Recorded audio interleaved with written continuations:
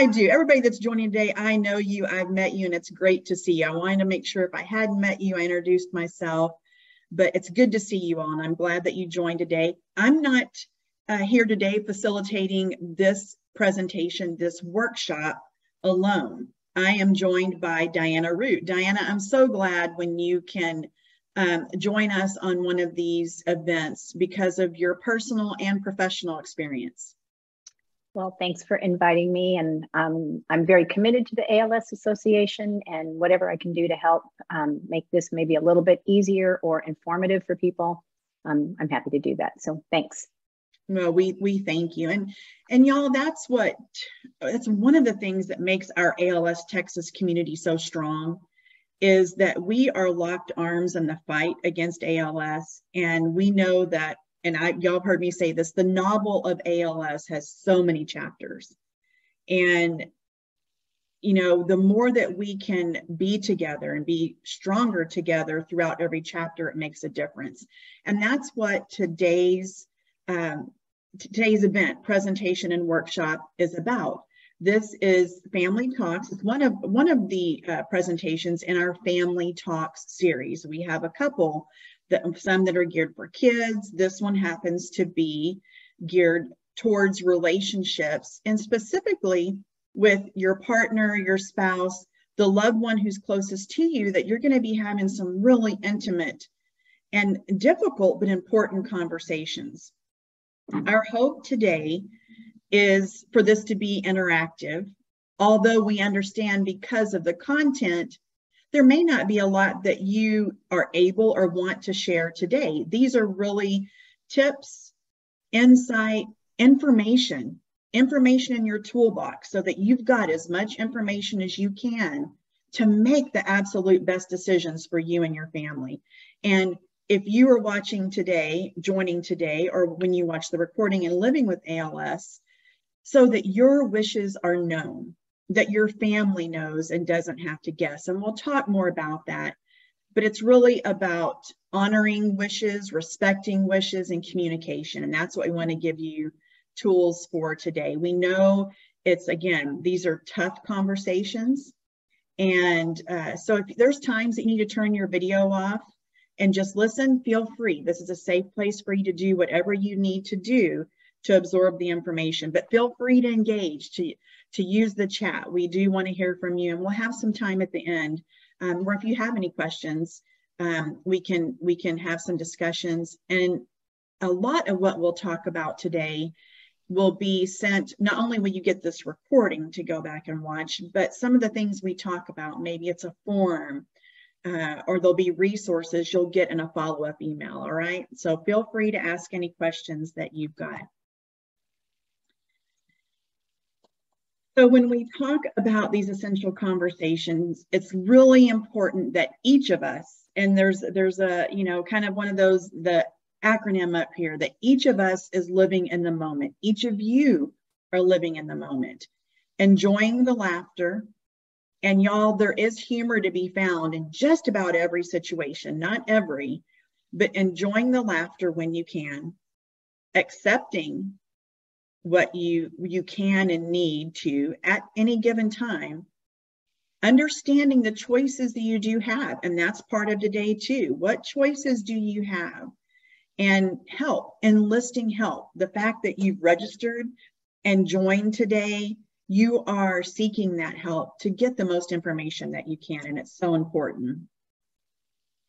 When we talk about these essential conversations, they are almost always very difficult. I kind of have this diagram up here because I don't know about y'all, but when I'm in difficult conversations or situations, I have a plan in my head, and it seems like it's going to go really, really straight shot to that finish line. But in reality, it's this bottom diagram here, you know, because people have responses and they don't always go the way that we think. There's feelings, there's moods, there's all those things. So the reality and understanding that it's not going to be a straight shot helps you have some realistic expectations that this truly is not going to be a one and done type conversation. It's going to be something that's revisited throughout the ALS journey. Diana, is there anything that you want to add to that on how these conversations need to happen more than once? I was actually looking at the reality road, and the way you've got it scripted, it's really those curveballs that get thrown to us that we didn't expect. Some recent conversations with some people from some other support groups where they have gone into the hospital with one of their pals, and they went in thinking it was going to be one situation, and the situation really evolved once they were in the hospital, and it became much more complicated. And things that, they thought they were going to go in for maybe a simple procedure or something was going to go relatively easy, and one curveball after another, and they were faced with making decisions that they had not talked about before, didn't really know how to handle, don't know the questions to even begin to ask. So I think the whole point of this presentation, the essential conversations that you're having, please do them often. As the situation changes, your wishes might change, but like you said, this is not a one and done. You need to keep this going. This is a dynamic process. And you've just got to be ready for the curveballs and know who you can go to help you with navigating some of those decisions. Thank you, Diana. That's so true. And knowing who you can go to, again, we're going to share some resources, but we have an amazing ALS Texas Care Services team. All of you are on here, and I see you from all over the state. You hopefully know who your care services contacts, your managers and coordinators in your area, whether you're in, Austin and El Paso, or San Antonio and the Rio Grande Valley, Dallas, Fort Worth, Houston, and the greater Houston area. We've got, team members. Reach out to your care services team to continue these conversations too, and ask them some questions, get their insight, their expertise. That's what we're here for. So know that our team, besides just me and Diana, and Steve is actually on here today too, but you can reach out to anybody and continue these conversations. And again, and staying in line with the conversations are rarely that straight line.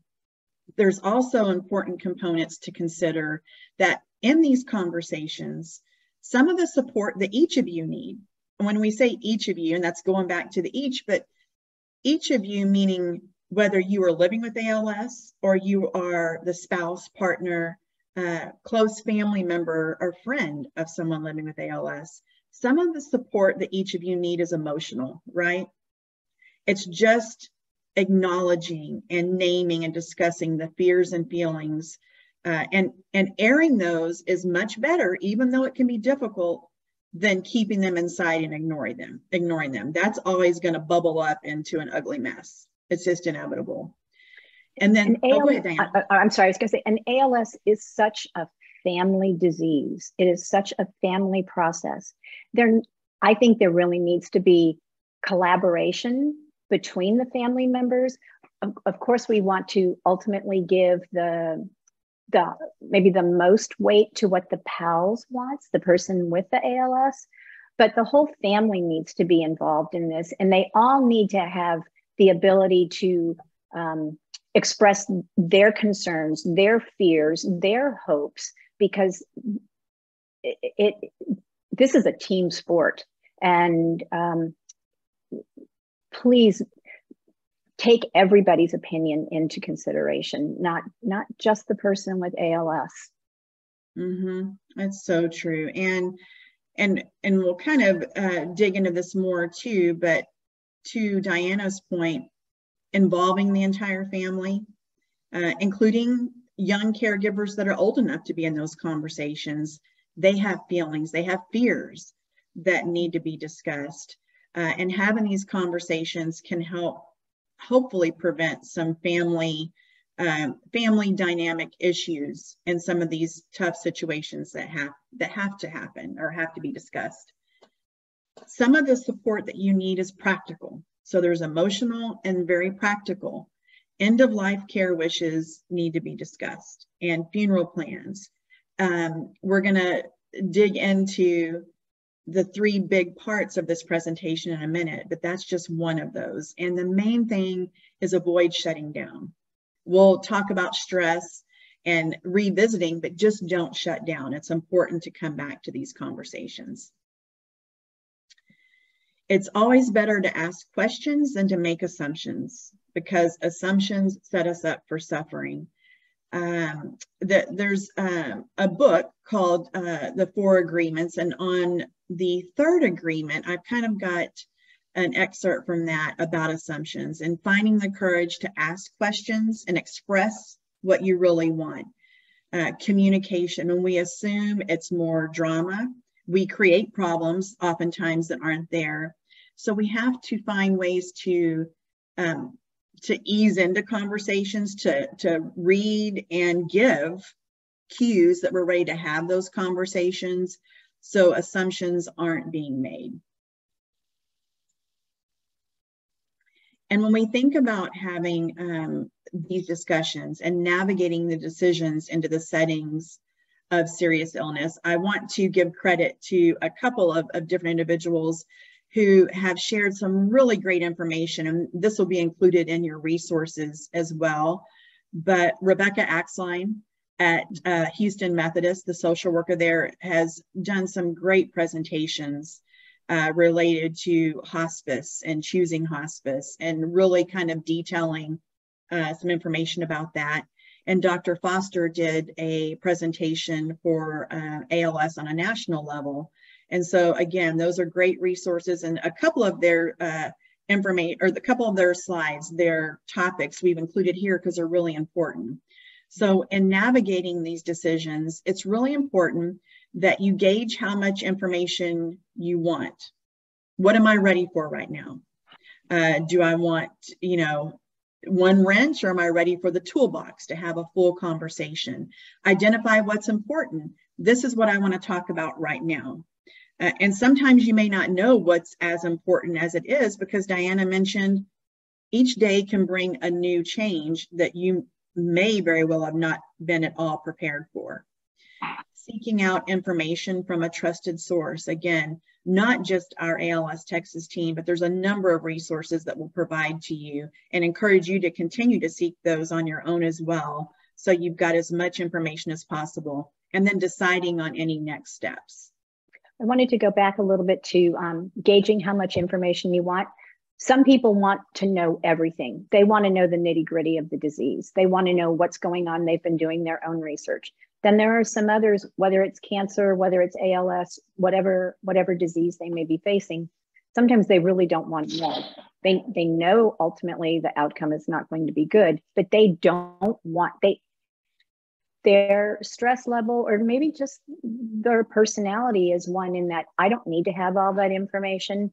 I get what's happening, but I want my spouse to get all of the information for me, or please feel free to talk with one of my kids about all of this. And as long as everybody is in agreement with that, I think that's okay, because that might be a survival or protective mechanism that somebody is engaging in on their own. You certainly don't want to cross the line and go into denial. That's not going to help anybody. But gauging how much information you want, I think that's reasonable to talk with your providers about, and say, I just want to know the basics, or what do I need to know for the initial getting my house set up, or the initial what medications or what treatments might be possible. And then some others is like, talk to my wife about it, talk to my husband about it. I'm not going to be making those decisions. So just kind of know your audience. How much information do you want? Also identify what's important. Some people want to stay home. They want to be home for the rest of their life. Some people, maybe that's not as important to them, but they want to make sure that they get to somebody's wedding, or they want to be alive for somebody's birth, or I want to get to a grandson's baseball game.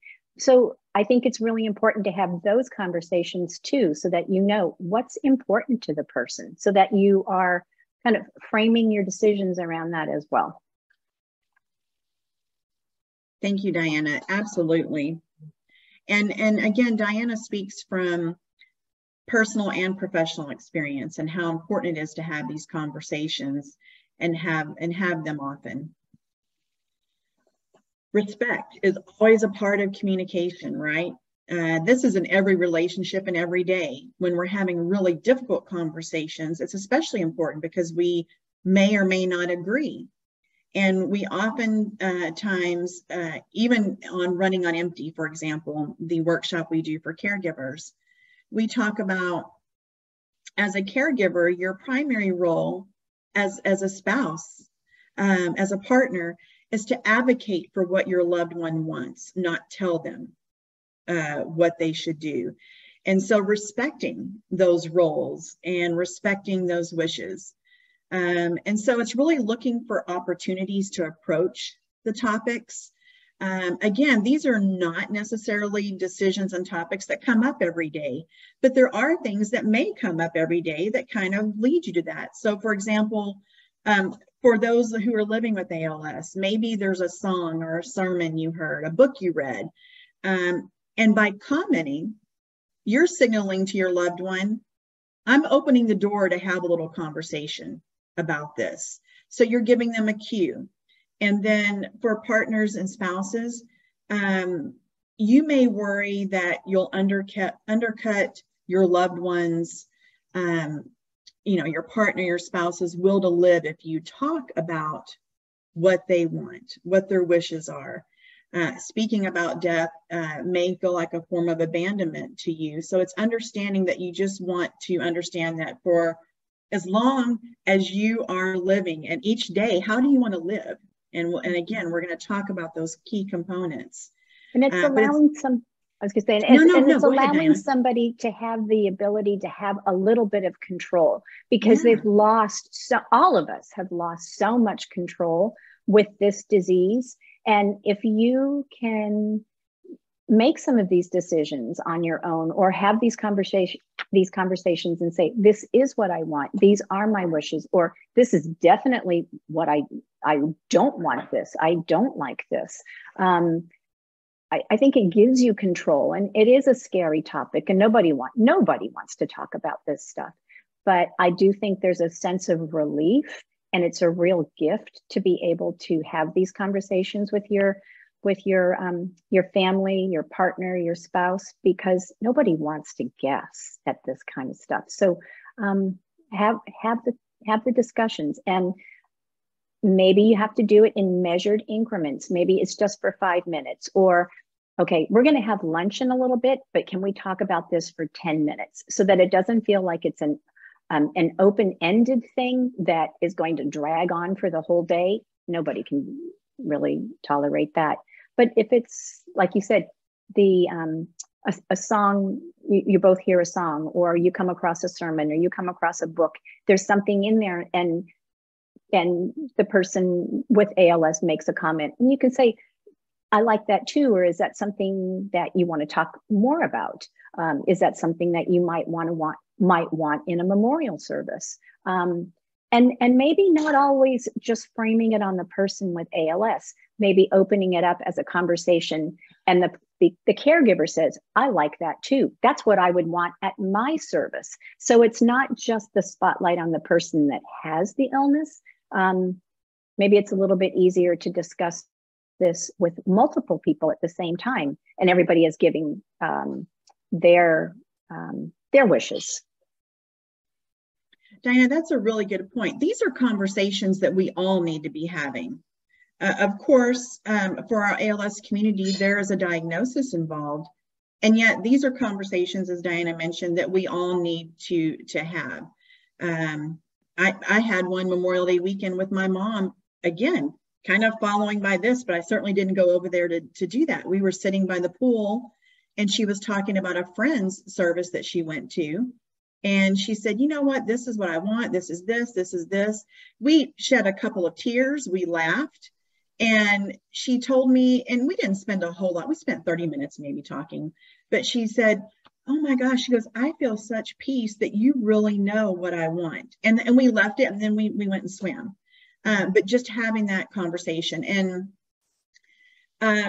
we have been talking quite a bit already about, end of life wishes, but there's things that are decisions that need to happen along the ALS journey before that happens. And it really kind of falls into these three categories. How do you want to live? We want to talk about that. How do you want to live each day? What don't you want? And how do you want to die? And when we're discussing those three things, we kind of look at where we are on the stress scale. That's so important. You can't get emotionally flooded. You can't push a conversation when it's not time.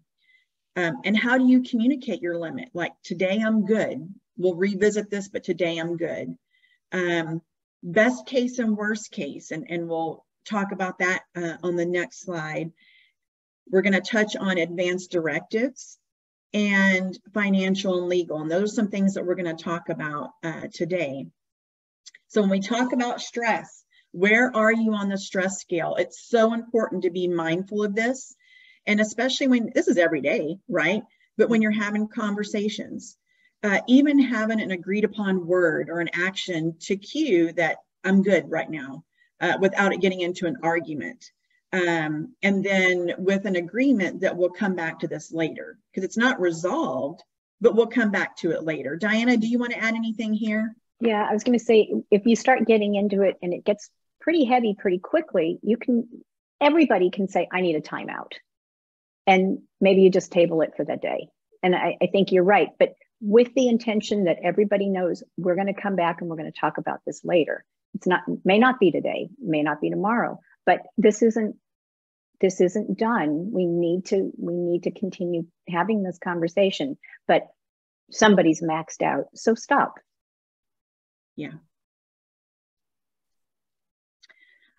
We mentioned that there's several decisions throughout the journey, and right here we've got some of the common decisions, certainly not all.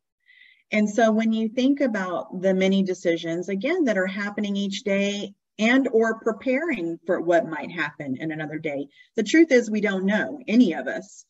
And on the ALS journey, you don't know. Tomorrow could bring a new change, a new symptom, a new change of heart or mind. That's why these conversations are important to have. There's medical decisions such as mobility. What do you want? So we're talking about some of the what might seem more basic, but those are big decisions still. What's important to me on my mobility? And don't put them off. We've talked about that in support groups as well. Get your equipment early. You never know what's going to happen. A fall could occur, and you could have been walking on Monday, and by Friday you need that wheelchair. So when you're going to your clinics and they're talking about, let's get you fitted for your wheelchair, that's a really hard thing to come to terms with, but it needs to get done. It's going to take some time for you to get your chair, but you want to have your equipment ahead of time. You don't want to wait till the last minute or when you think you're going to need it in the next month or so, because you very often are going to need it much sooner than you anticipate. And I'm not trying to be a downer, but it's just much easier to have all of this available. And maybe you don't need it. Maybe you don't need it for a couple of years. That would be great. But it's really comforting to know that if all of a sudden you're having leg weakness or you're having arm weakness, you've got some of the equipment to help you, and you're not waiting 3 or 4 months. And with supply chain issues and that kind of thing, don't wait on these things. Please go ahead and take the advice of the OTs and the PTs in your clinics. Get going on these things. Exactly. And hopefully all of you watching and that will be watching are connected to one of the multidisciplinary clinics throughout the state, because you have the A team there to discuss all of these things, to help be proactive. You've got a social worker almost always at those clinics as well. And so discussing nutrition options with the dietitian, with the SLP, sooner than later, because a feeding tube, you have to consider respiratory. So a lot of these, they're not singular decisions, they're really kind of connected together. So you need to have those conversations. Non-invasive ventilation, invasive ventilation, communication devices. Do you want low tech, low cost? Do you want higher tech? higher cost, and what are the options in helping to get those? Are there state grants, which there are, that can help support some of those communication devices and getting those early so you can practice before you need it. You're not wearing yourself out trying to learn, getting stressed and trying to learn. And if you're doing voice banking, if that's a choice that you want to make, that takes a long time. And fatigue can really come to you either quickly or creep in. There's a big learning curve with all of the with the more advanced communication devices. So again, you want to get that early. If you're going to do voice banking, you want to do that while your voice is strong. You don't always know how quickly your voice could change. So use time wisely. Mm-hmm. And the same can be said for clinical trials and research. Some want to participate and others do not, but explore your options, what clinical trials might be an option for you, and see what the enrollment process and timeline is, and approaches to care. Understanding that there is more than one approach to living with ALS.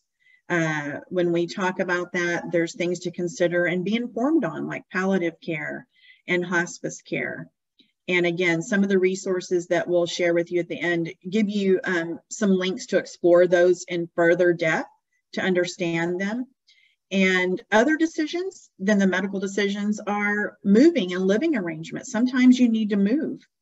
Maybe you're in a two-story house, or living with someone, or you were living with someone and then you're not going to be. So those things are coming up. And caregiver arrangements, and that's a really big one. If your home needs to be adapted, that's going to take some time as well. Mm-hmm. Yeah, and caregiver arrangements is really an important one. Wouldn't you agree, Diana? Yeah, that's, I think, right after deciding if you want to be somebody that wants to continue living on a tracheostomy, or if you want a feeding tube. I think those two, and then the caregiver, I think those are the top three decisions that need to be made, because they impact what's going to happen starting with that very first clinic visit. I would think most providers, most of the neurologists are going to start talking to you pretty quickly about, do you have your legal affairs in order? Do you have, what are your feelings about resuscitation? Have you thought about a DNR? And those are really hard things to be talking about on your first visit or your second visit. But I think it's an icebreaker, so that you need to be having those conversations from the very start. Many people don't know what they want from the very beginning. Some others do. Some say, I don't want to have anything to do with prolonging any of this. I don't want any supportive care, or I want supportive care, but I don't want any invasive care. And then there are some people that change their mind along the way. And then there are some that say, I'm going to fight this to the very end, and I'll take whatever science has for me. So I think it's really important that you know where you stand with the PEG tube, where you stand with the ventilation issues. And caregivers, you're not going to be doing any of this by yourself. What is your caregiver situation going to look like? When I said this is a family disease, this is a family process, that's, again, when the caregivers need to be considered in all of these decisions, because nothing's done in isolation. So it's really hard to get your caregiver team together. Having, are you looking at family? Are you looking at friends? Are you looking at professional caregivers? Sadly, the pandemic has made professional caregivers harder to come by. And before you get really committed to, let's say you decide you want to go on a trach, know what your caregiver situation is going to look like, because that is a huge financial commitment. It's a huge time commitment. Explore all of these things before you make your final decision. Yeah, and again, considering every family member and caregivers, I know a lot of times families have shared that they, the individual living with ALS does not want an outsider coming in to help care for them. And yet there may become a time where your spouse, your partner, your family member is not able to do it alone, physically, mentally, emotionally, and all of the above. So what can you agree upon and having those conversations too? And again, these are family conversations and that all of us need to have, and it can help prevent some big family disputes and estranged relationships.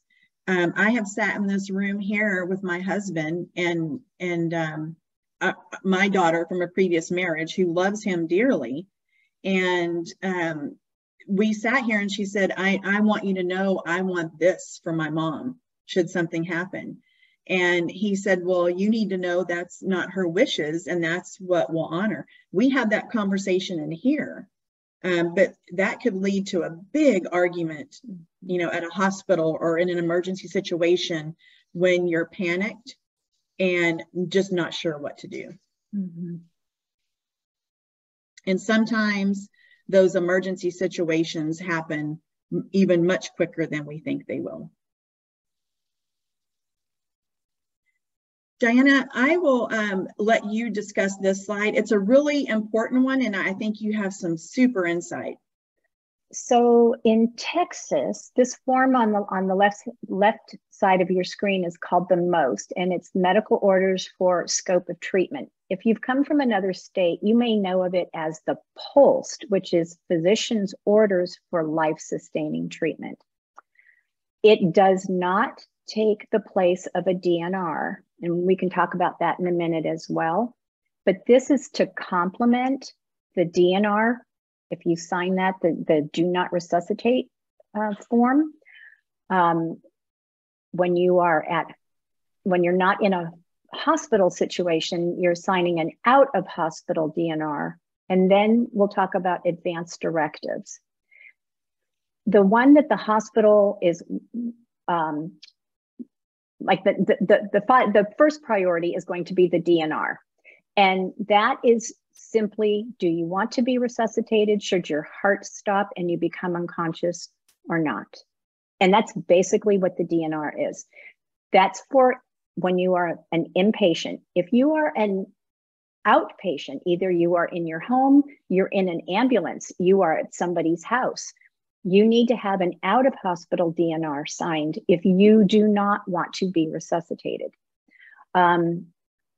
That's just a standard requirement. If you have not signed that and you find yourself in a position where your heart has stopped and you are unconscious and 911 is called, EMS is required by law to do everything aggressively and assertively to aid you. They will start CPR, they'll do the chest compressions, and they will ventilate you, and they will give you medication, and they will do all the things they can to revive you.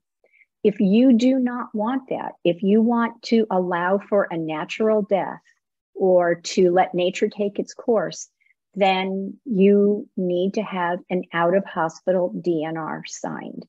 You need to have a copy of that. I would carry one either in your wallet or your purse, have one in the glove box of your car, have one taped or fastened to your refrigerator. But you need to have that if you do not want to be resuscitated. Now, if you call 911 and EMS arrives and that's not presented to the team, then they will go ahead and do all of their CPR measures. If you don't want that, you need to present that form to them right up front. In conjunction with that is something that's called either a POLST or a MOST. It has it indicates whether or not you want CPR started, but that's not the only thing that it has. It also talks about what are your feelings about, do you want a little bit of medical intervention in the way of medication to keep you comfortable? Do you want to be selective in the things that you want? Maybe you just want IV support. Maybe you want everything except intubation and chest compression. Maybe you want all of it done. this particular form is very specific in the things that are, that you talk with about, with your doctor and maybe with your family, and let them know, I want everything done, or I don't want any of this. I just want to make sure that I'm really comfortable. I want to be left at home. Maybe somebody has panicked. I don't want to be moved to the hospital. I want to remain in my home, but can you give me some medication to help with shortness of breath or some pain? Perhaps the caregiver or the spouse panicked. This has happened where a DNR has been signed and the partner has gotten,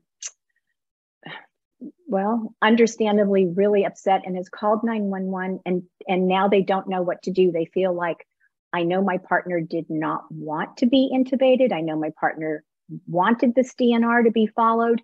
And now I've started something that I can't pull back. When you bring out the signed out of hospital DNR and you bring out this MOST and you have your advanced directives properly executed and signed, those measures can be removed. There won't be any questions. But you need to have these medical forms and these legal forms properly signed and available. Don't put them in a safe deposit box. You need to have them in your home. Make sure that they're in your medical record. Make sure that your partner has one, that it's sitting next to your bed or it's on the refrigerator. The most important thing is that out of hospital DNR. Then next is going to be your advanced directives. And then this MOST form really gives much more detail in what you want and what you don't want. Also talks about how you might want to be supported nutritionally. It's very good. It's not, like I said, it's not the primary form, but if you can print it out, and I know that Tanya is going to supply that information, but at least take it to your clinic appointments and discuss it with your provider. Sometimes providers are a little, I don't find that to be as much the case with the ALS providers, but oncologists are not really, I'd say they're not really good at bringing up this information early. And with ALS, I think we are entitled to get this information early because unfortunately, we know that this is going to shorten our life if we've been diagnosed with ALS, and give you the opportunity to think about these things. Let's not be doing everything in chaos. So take this form with you and discuss these things with your provider. They can be discussed with a social worker, with a chaplain, but your physician will need to sign it. Yes, and I will send this form and an FAQ document about it as well. And as Diana said, discuss it with the team at your clinic appointment.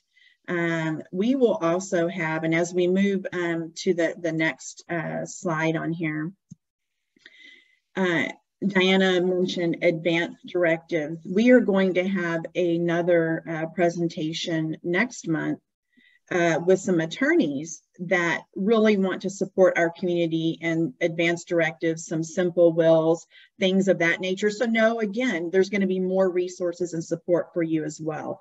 Today is to kind of put some of these things out there that maybe you haven't heard or didn't know as much about, so that you can have those conversations about a living will, the healthcare power of attorney or healthcare proxy, and DNR. We've talked about a couple of those today. Next month, we'll talk about those a little bit more in that estate planning presentation from some wonderful attorneys in the San Antonio area.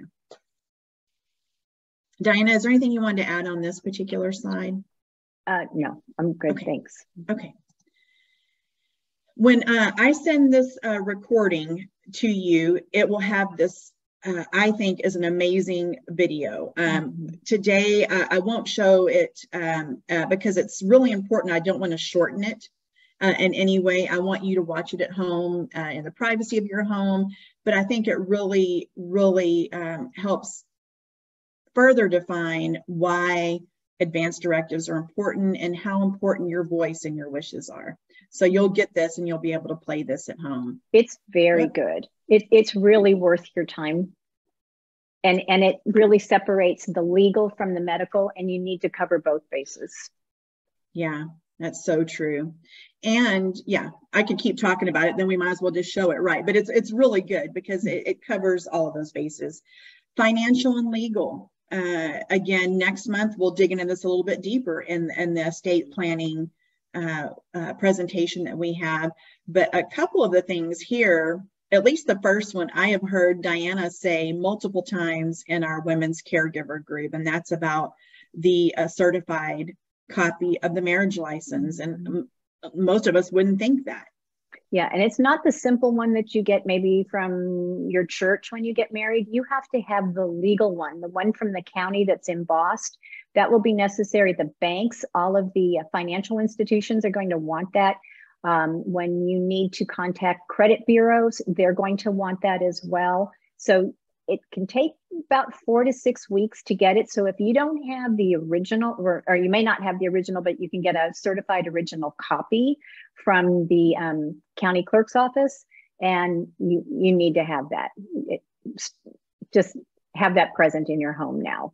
The other thing about sharing passwords to bank accounts and financial accounts, this is a real current issue. Somebody in one of our support groups found out that when her spouse had died and their home was in title with both of their names, she was trying to go through probate to get the title changed and found out that there was a holdup because going through probate showed that there was a bill that was not paid. Well, it was a bill that she never received because the bill was sent to her dead spouse's cell phone number. And that was the only communication that was done.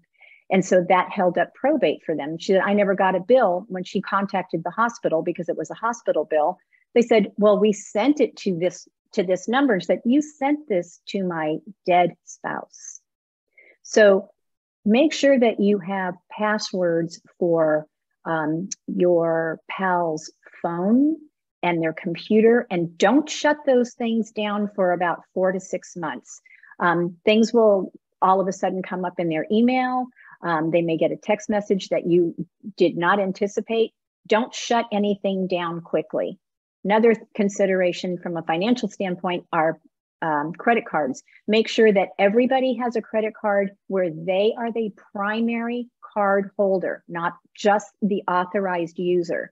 The authorized user actually has to shut that credit account down once the primary person has passed. So everybody should have a card where they are the primary card holder. Absolutely. That's so true, Diana. We mentioned, and I know even to this point, we've discussed a lot of things, a lot of heavy things. Again, the hope is that you can just rewatch this, absorb as much as you can. Again, monitoring your stress levels, how much do I want to know, and taking that in as you are able to and as you've agreed upon with your spouse or loved one. There's additional resources that we've included on here. I want to also add, and you'll get this again in the follow-up email, that the Navigating ALS series that we have here at ALS Texas, there's one part of that series that talks about estate planning as well. So no, there's a number of resources. This is certainly not an exclusive list. This is just some that we want to point you to today. The ALS video series on respiratory decisions is really, really good. That's a 3-part series. The 5 wishes, we mentioned that on we showed that on a slide, but it's got some information that's written in everyday language about helping to express your wishes in very specific matters. The Conversation Project is another very good link. And I mentioned early in this presentation, Rebecca Axline, the social worker at Houston Methodist, and Dr. Foster. One of this particular resource is the value of incorporating palliative or hospice services. And it's really good. Rebecca Axline also had one. Always go back to our ALS Texas website. You can not only see, now it's new and improved, a calendar of all of our upcoming events. And it's really easy to read to see that calendar, but there's past events that you can go back and see recordings of. And so that's very helpful for things that you may not have known we did or you missed. And so go back and check those as well. Keep the conversations going. Again, it's meant to be ongoing. We have, of course, presentations and workshops such as this and the Navigating ALS, and the one we're doing next month that really digs into more of the legal aspects of estate planning. But there's connection groups, there's caregiver groups where anything can be talked about. And it's an open forum for what you need. And so I've listed some of those that are coming up, our San Antonio Connection Group, the ALS and FTD, the Men's Caregiver Group, Brood Awakenings, the Women's Caregiver Group meets every 2 weeks, and the Houston Connection Group. Those are just a few of the things that we have coming up. And I'm really excited to share on this slide. If you've got your phones handy, you should be able to scan this QR code. If not, when we send you the follow-up link, you'll be able to do that. We have a brand new platform, a forum, the ALS Texas Connection, and it is great. So many people have already joined. If you haven't, I encourage you to do so. You can join specific groups, you can start conversations, you can ask questions, you can get feedback, ask for feedback from others that are sharing a similar journey as you. And so it's really, really good. This is a great place to ask some of those questions too. It's a safe place. It's just for our ALS Texas community. So this is not going to be the public from all over the world. It's a private place. So we're really excited to offer this and to give our friends, to give each of you a place to communicate. So this is one more resource. And that is the end actually of our presentation, the slide deck, if you will. I wanted to give us just a few minutes if there's any questions that you have. And again, we know these are private conversations and want you to have those with your loved ones. But if you've got any questions, please feel free to ask those in the chat or unmute your microphone. And again, we'll follow up. It will probably be tomorrow with the recording of this presentation, so you can go back and watch it as well. Hey, this is Mark. I do have a question about the forms. Is it important to have an original with the signature with you? And then, like, if the doctor wants a copy, does it matter if it's a copy or does it need to be originals with signatures? Does not matter. Okay, great. So the doctor have a copy. You can have a copy in your car, in your house. Correct. Okay, got it. Okay. Yep. All right. And then when you use the forms, say you go to the hospital or the EMS, do they take it? Do they see it? Do they need to take it with them? They don't typically, well, they don't typically take it from you.